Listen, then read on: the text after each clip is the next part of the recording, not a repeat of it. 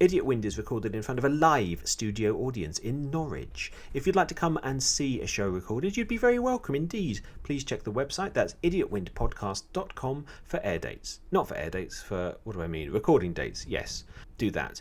Also, if you enjoy the show, please consider supporting us. You can do so for as little as £1 American per episode, and doing so will help us to keep making these and maybe even improve production values. What? Is that possible? Yeah, go to patreon.com/idiotwind or check out the website. Enjoy the show!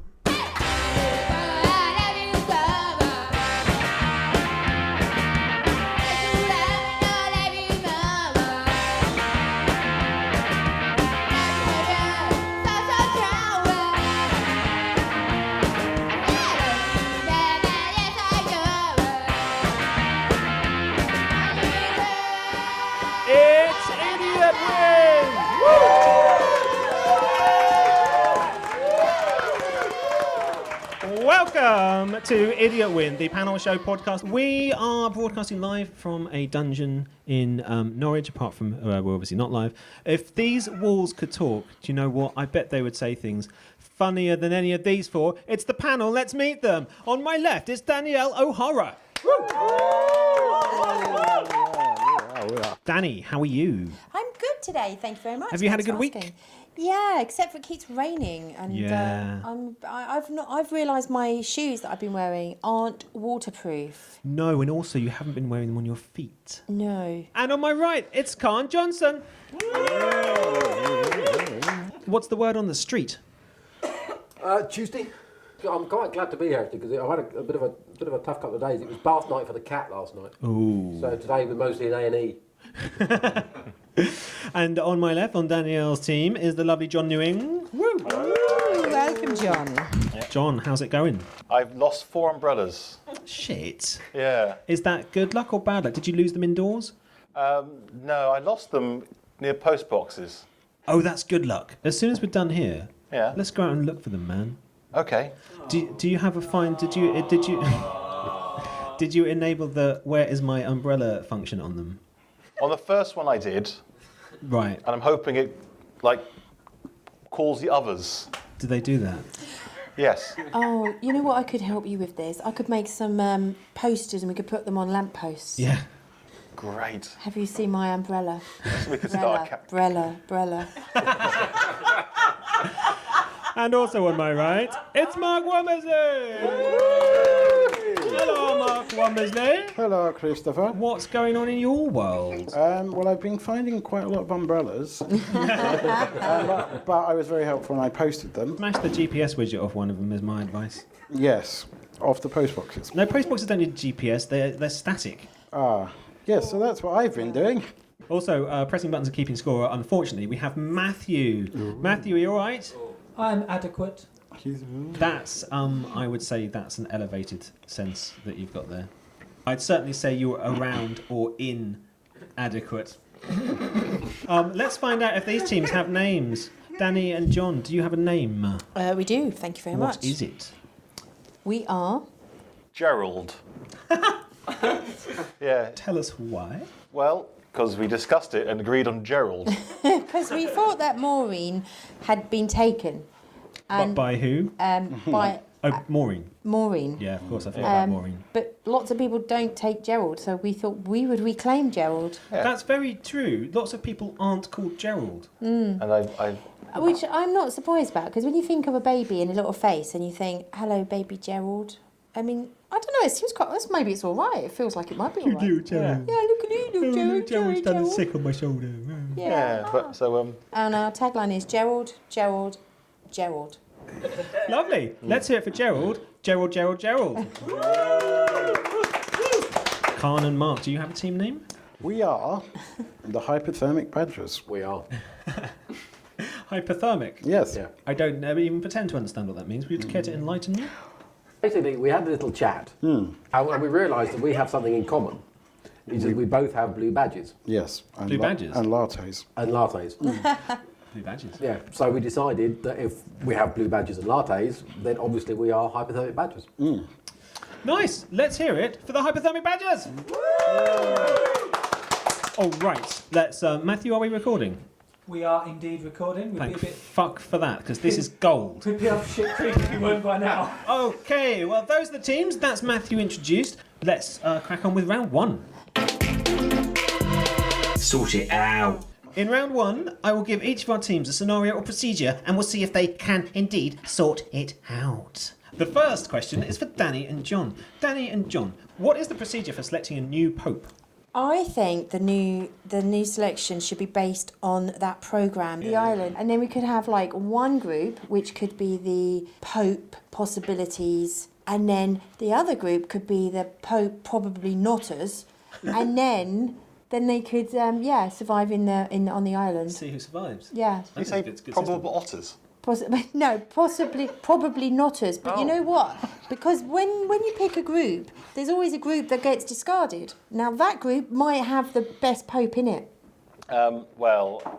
Sadly, I watched a film by Ron Howard called Angels and Demons, and they showed me what happens in that, and it's not a good film. It's not a good film, is it, John? But they lock old men in a room with something called the conclave or enclave or enclave. I can smell points, John.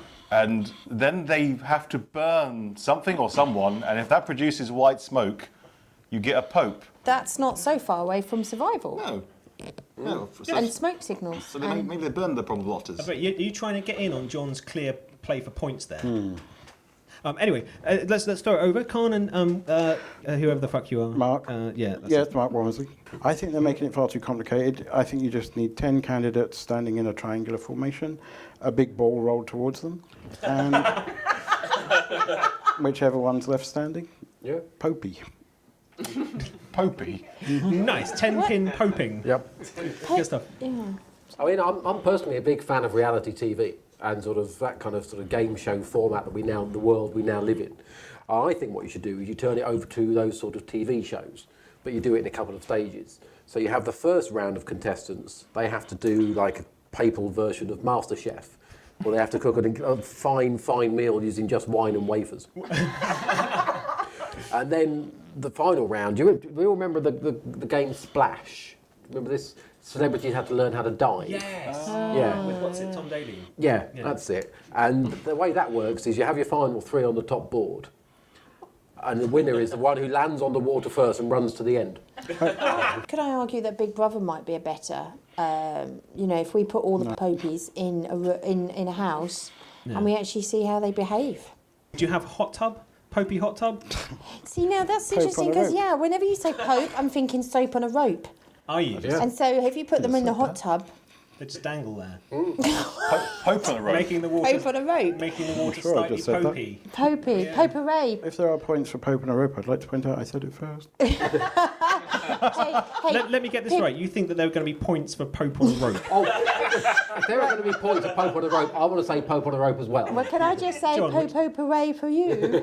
Minus 1 point from Danny. Oh, John, would you like to say Pope on a rope? No. be careful. Not anymore. Can I add another round to my idea? In a minute, we might have to move on from the very first question. Because there was a reality show where they had people making stuff, like crafty stuff, doing craft and knitting and all The that. Great British Make Shit Off. Yeah, that's the one. And I think it'd be nice if they had the first round of contestants all had to make a nice bowl of something that smelt nice. Potpourri. Oh, there we go. I think that you have brought into reality the proto joke that Danny was going Yes. for. That was exciting. Something happened, I think. I've forgotten it already. But let's go over to Matthew and see if any points were scored at any point. We did have some points. Oh, fucking hell. I know, right? For the word conclave, we've got a point. Yeah. For talking about setting fire to papers and white smoke, that is another point. There was also half a point because Danny was sort of getting to this point, which is rule out one of them over allegations of improper conduct. I believe that is a probably notter, but of course that was only half a point and she lost 1 point. Yeah. So that's left Gerald on 1.5 points. There we Okay, go. well, we'll take that. All right, let's move on. And Mark and Kahn, your question is, what is covered in the pre-flight briefing for hot air balloon passengers? One of the important things is make sure you get in first to get a window seat. And also, I think that would, well, for want of a better term, they'd have to have a crash course in basket weaving. Should there be repairs needing undertaken. You also have to know where the Prosecco is. Gerald, what are your thoughts? I would suggest that they need to be able to look at the exits, which would be left to right and straight ahead. Also, double check that no one has got inflammable items on them, Yes, good. because that's not what you want. You don't want the fire in the wrong place. You don't want to go off in a hot air balloon. No, which would also, I would suggest, mean they need to go to the toilet before they go. Because, like, if they're up there for an hour and a half, have they got a bucket? Weight is a problem as well, bringing in more things on with you, so you should go for the poo before you get on. Do you think there might be a weight quota per person? I think so. Do you think you should also not do your weekly shop on the way? Yeah, and you should not have sharp objects on you because people throw them all the time in the air. Oh, he's going for points again, isn't he? Hats. You can see his brain working in his face. Shouldn't have hats on. No hats. You also can't take your pet giraffe on board. Because too high, scorched ears, it's not good. But bizarrely, you can have a pope on a rope. You did say it. I did. -1 point to John. Okay, so we had lots of answers there. Matthew, has any of that made any sense? Well, none of them are on the list that I've got. However, I do feel that going to the toilet should be on the list. So there's a point for that, but then it's immediately deducted for a pope on the rope. So let's have the scores at the end of round 1. We have 1.5 points to Gerald and a flat nothing to the hypothermic badgers. All right, it's time for round 2. Lost in translation. Okay, this week we are taking a look at the warm, cuddly and generally society-enhancing world of advertising. The companies in this round have had some trouble with translation. Can you tell me what products are being referred to here? Question 1. In China, what was marketed with the slogan, "Bite the wax tadpole"? Danny. Pope on a rope. No. Marco. Condoms. No.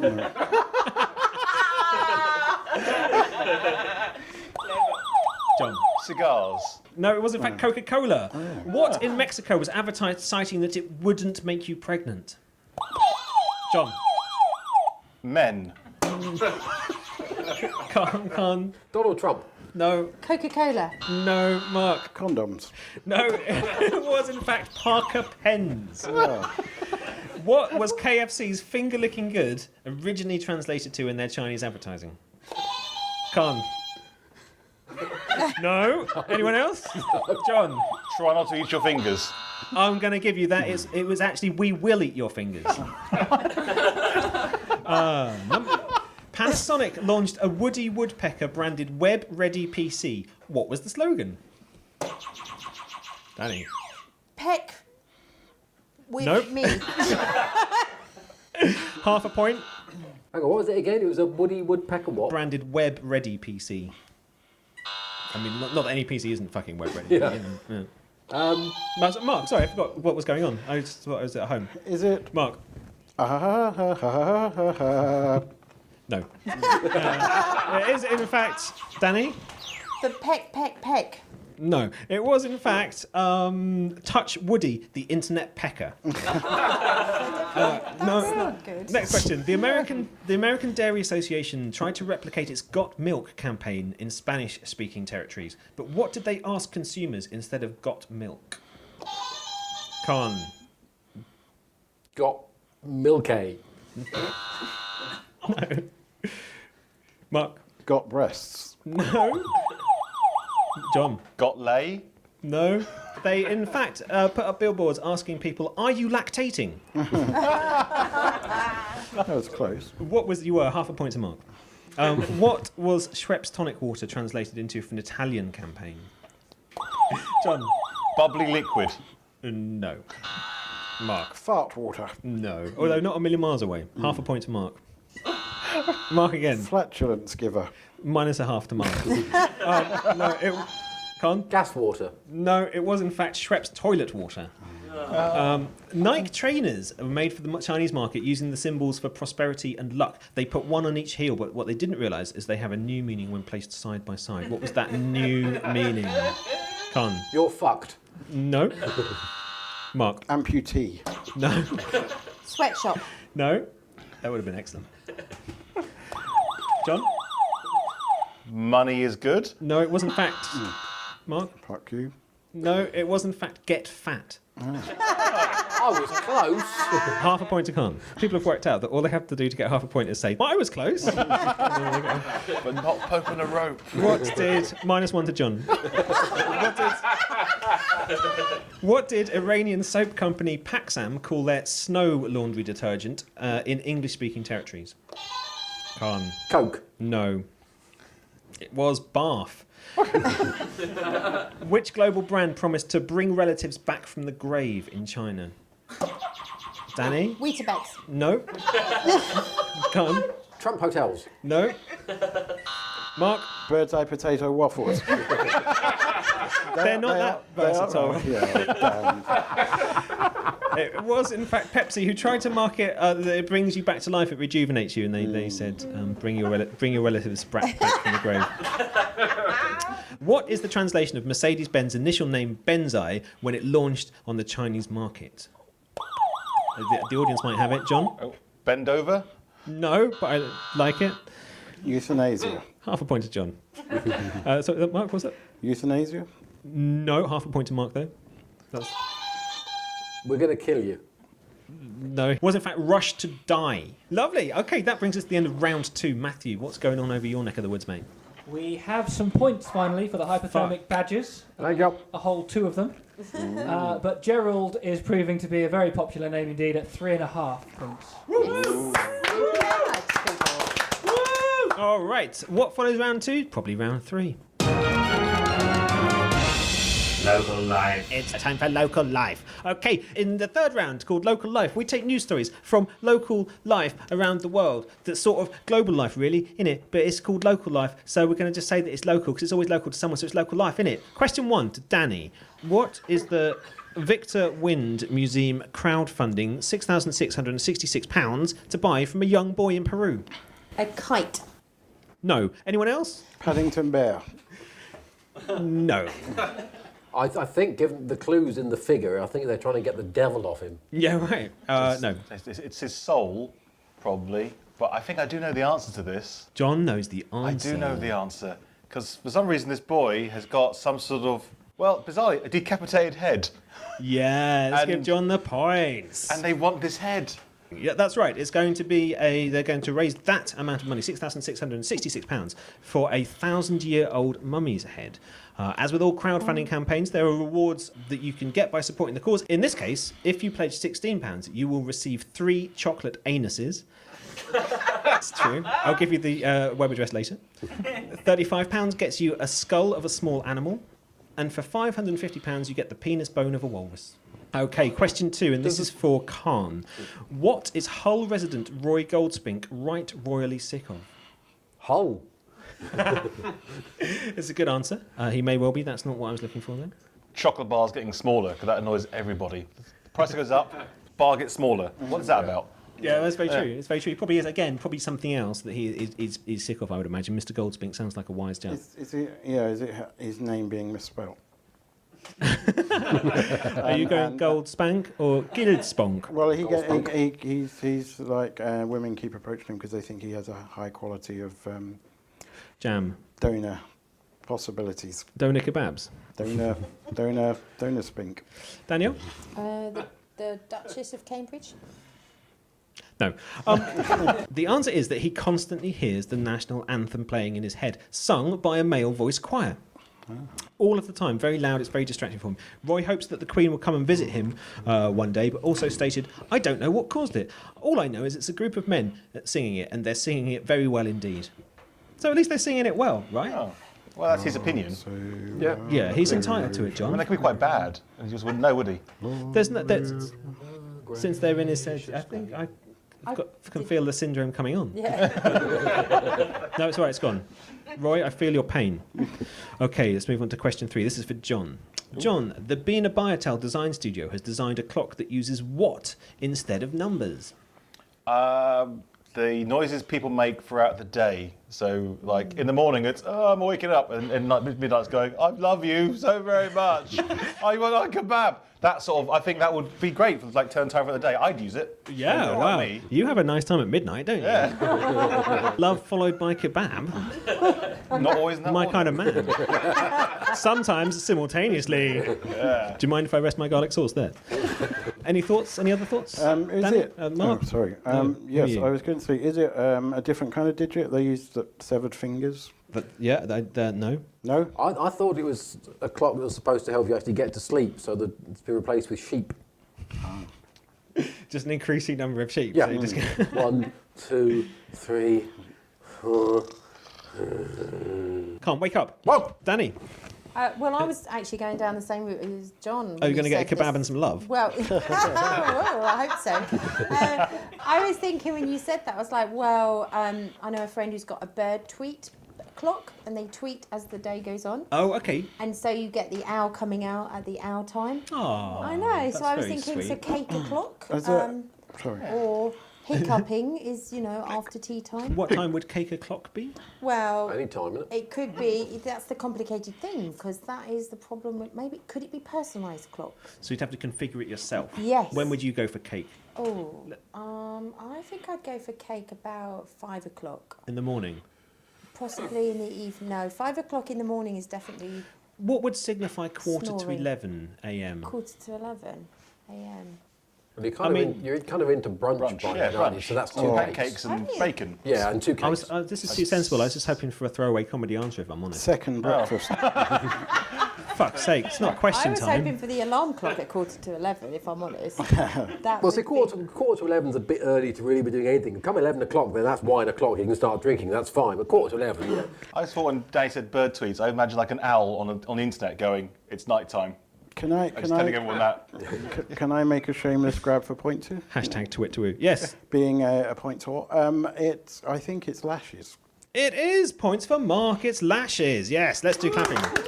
Yes, the answer is eyelashes. Well, not real eyelashes. Yeah, exactly. Your disgusted response is quite accurate, audience. Not real lashes. The circular design features replica eyelashes all the way around the inside edge. Instead of hands and numbers, the hours and minutes are indicated by gaps in the lashes. The designer stated that it was designed not only a timepiece, but also a meditative aid for its owners. I've seen the video, and can I just say, calm and meditative, it is not how I felt. In fact, I did some sick in my mouth. It's disgusting. Okay, and the final question in this round is for Mark. And the question is, for what unusual reason was Salford City goalkeeper Max Crombie sent off in their 2-1 win over Bradford Park Avenue last week? Ah, yes, I know this. He was a big fan of Discworld, and he thought he was the librarian, which is an orangutan. And he kept swinging on the crossbar and obviously let too many goals in, even though they were winning. And so he got sent off. I'd love to give you a point for that, but it's bollocks. I've often thought that the goalkeeper can often end up being down there for quite a while on its own. And how a goal, there's so much design possibilities.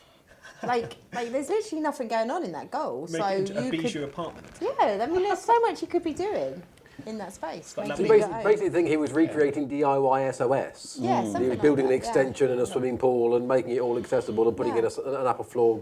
Because actually most footballers these days have a different career and it's often in housing, so I think, yeah. That'd be a huge amount of space for Chelsea Park, wouldn't it? Massive. Yeah. You could fit a bus. You could park a bus in there, mate. I do tragically, unfortunately, know the answer to this. Okay. He relieved himself. He did. And there's some contention as to whether he was deliberately exposing himself to the away fans while having a wee. Yes. He maintains he just got caught short and he cleared it with the referee and he was allowed to go and have a wee. He just happened to be doing it right in front of the away fans. Right on an away fan's face. These things can happen. No, I don't think that was true. I've made that up. That's libel. Points for Kahn. Yes, he got a red card, although perhaps a yellow would have been more appropriate. I thought he handled it very expertly, Stuttgart's director of sport told The Guardian. It was a tricky situation. It reminded me of the Tour de France. So, at the end of round 3, let's go to Matthew in the exciting score booth. Gerald's lead has been cut down to only half a point. So it's 4.5 to Gerald, and the hypothermic badgers hot on their tails with 4. Nice fighting words. All right, it's time to play round 4.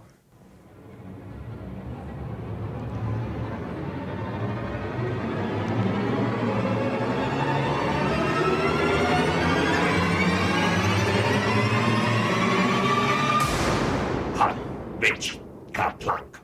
That's right. Round 4 is Hot Rich KER-PLUNK. Oh, rich! Wasn't sure what that said. I so misheard that. Yeah, no. No, I don't think you did. No, both of us.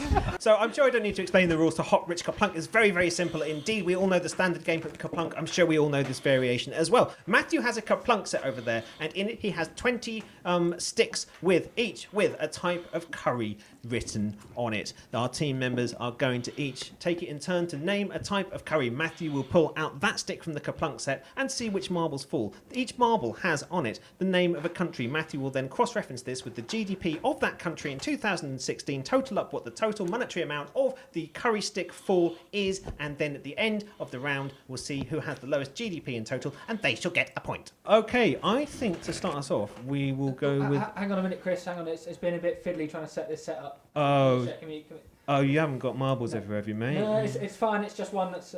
Okay, that's fine. It's okay. Are you okay? Yeah, disaster Good to go. All right, don't fuck it up.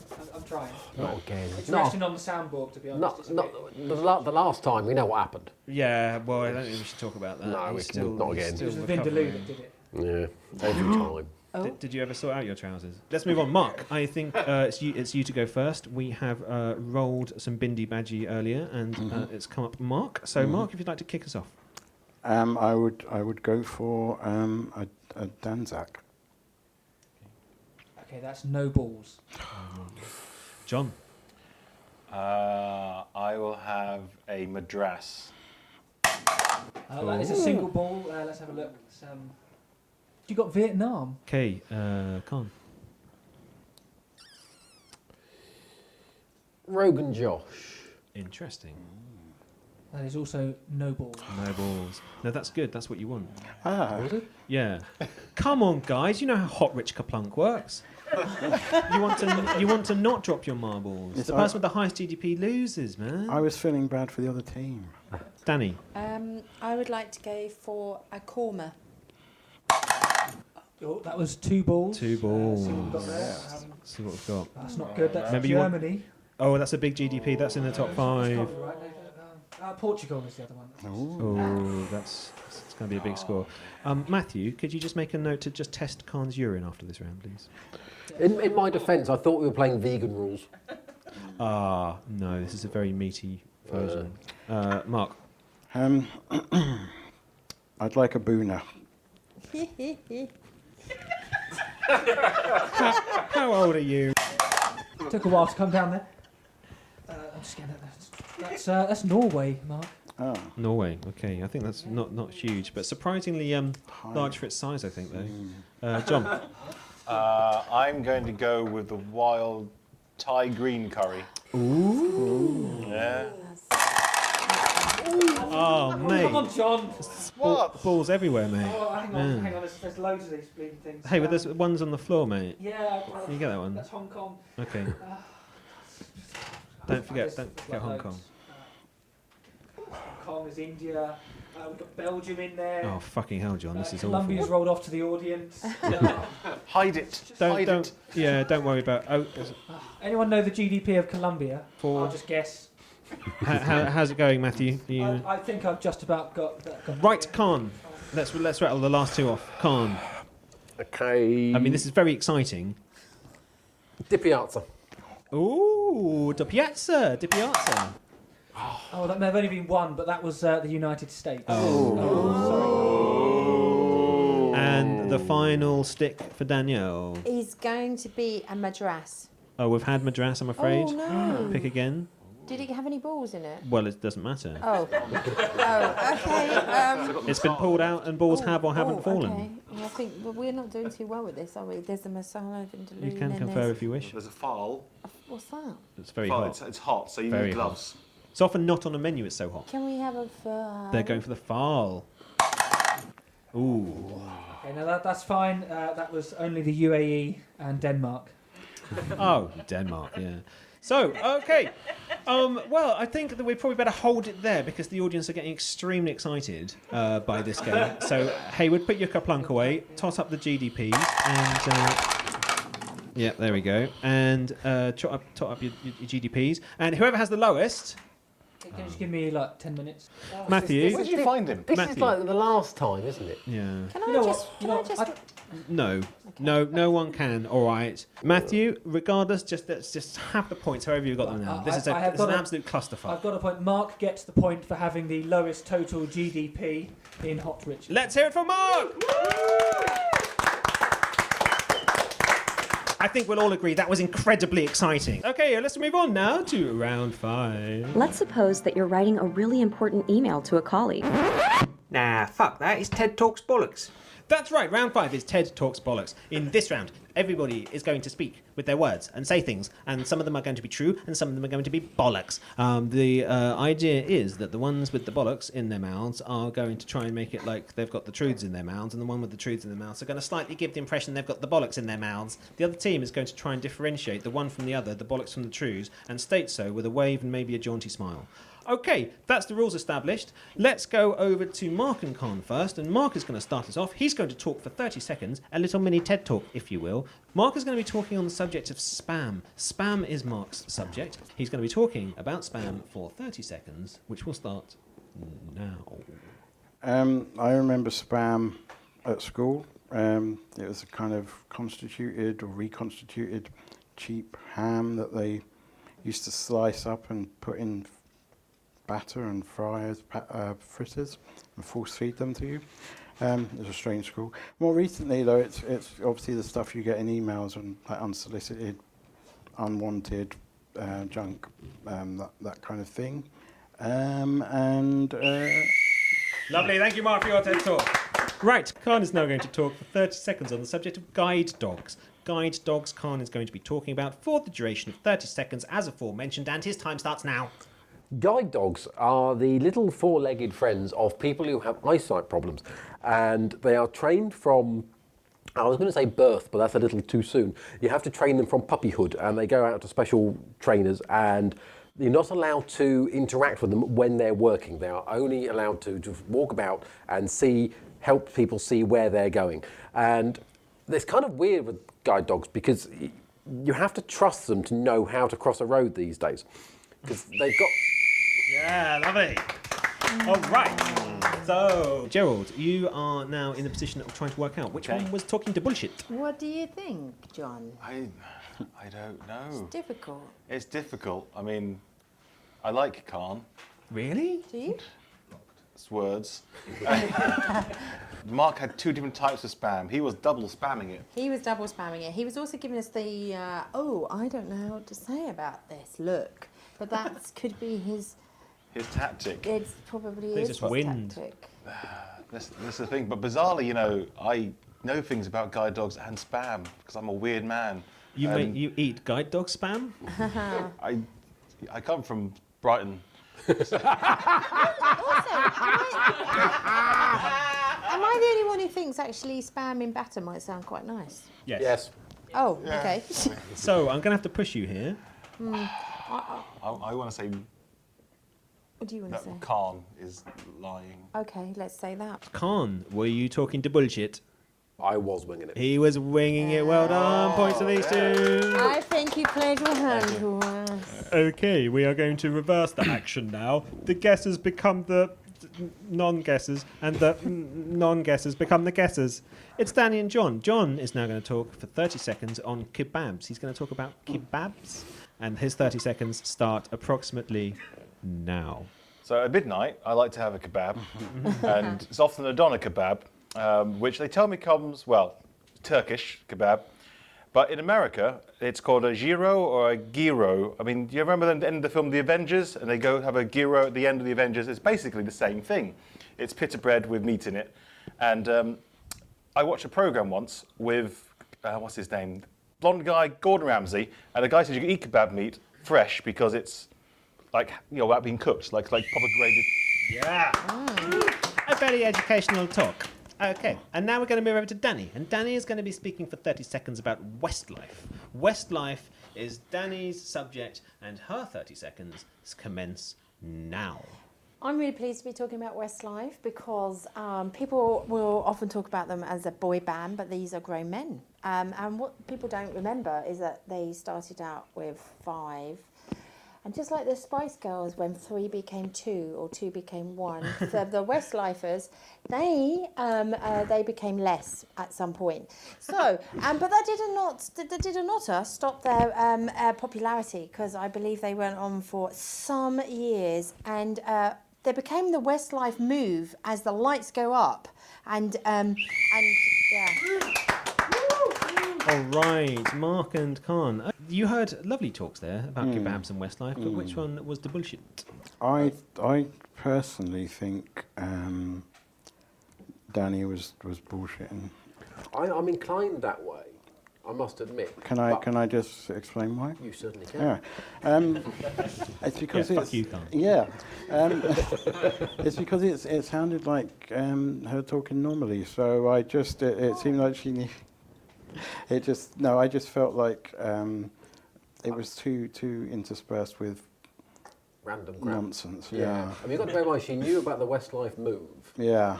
And she knew about the Spice Girls going 3 to 2 to 1 to nothing to who Yeah.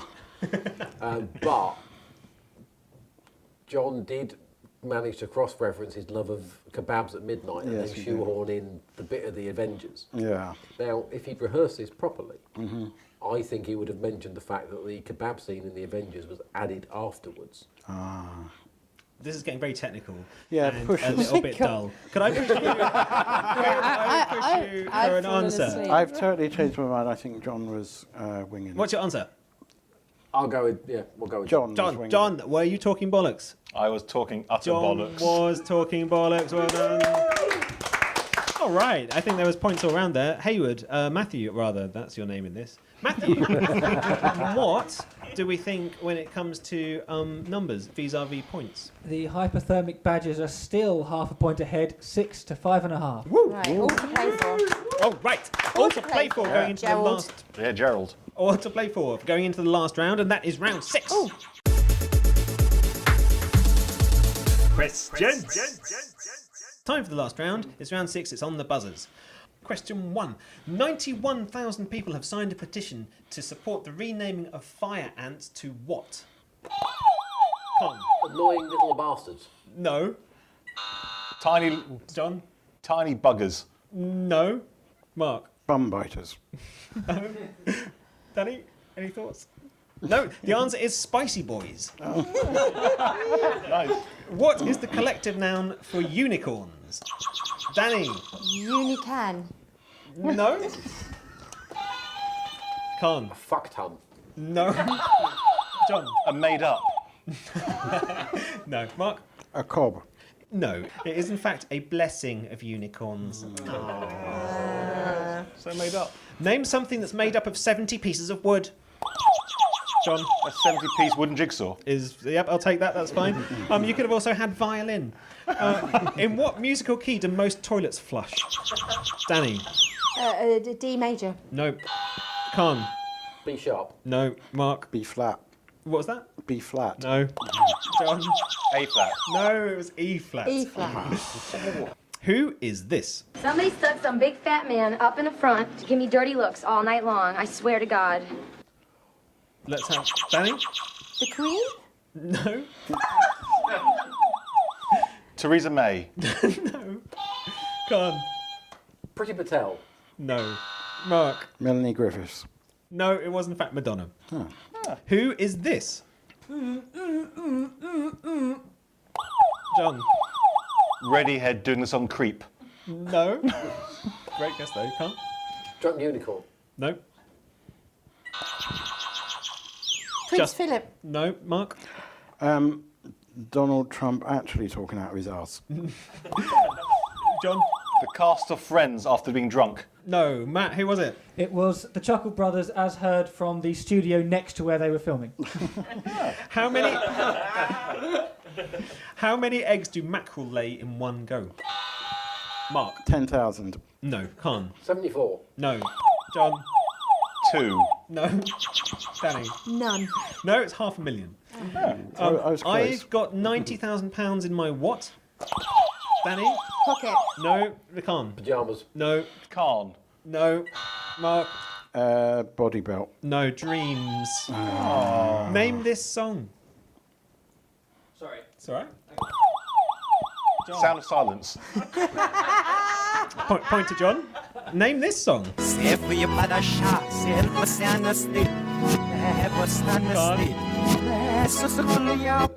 up, your face. Yes, yeah. By Joe Dotty. And the final question: on what occasion might you receive? I've started, so I shall say words in a continuation. On what occasion might you receive 3 naked men embracing? Danny. On giving the gifts to God, Jesus, when it was born. Yes, I will accept that for a point. Anyone else want to have a guess? Another occasion? When you agreed to join the Tory party. Yes, that's also worth a point. John? When your sex life's gone a bit dull. Yeah, that's also true. And Mark? Posing for the Isle of Man flag. 2 points for that answer.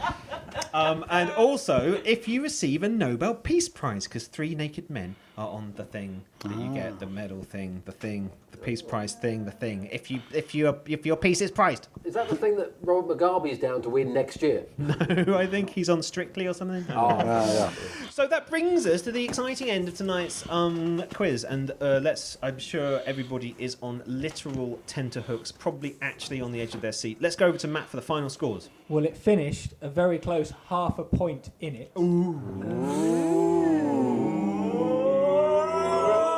So it's 9.5 to Gerald, but the hypothermic badgers have 10. Well played. There we go. A win for the hypothermic badgers. A bowl of golden syrup for our winners. Donald Trump's actual golden syrup for our losers.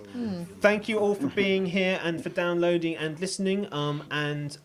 We will be doing more of this again soon. So thank Matthew for keeping score and for our teams taking part. Let's hear it for Danny O'Hara. For Kahn Johnson. For Mark Womersley. And John Nguyen. And Chris Reed. Please join us next time we play Idiot Wins.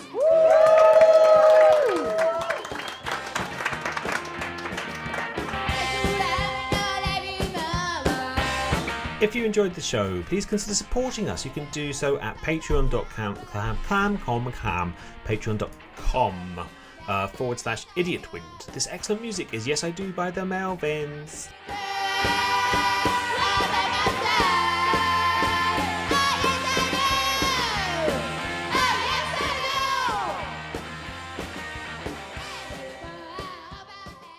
Idiot Wind is produced in partnership with Fantata and Dogface Improv. Find out more at fantata.com and dogfaceimprov.com.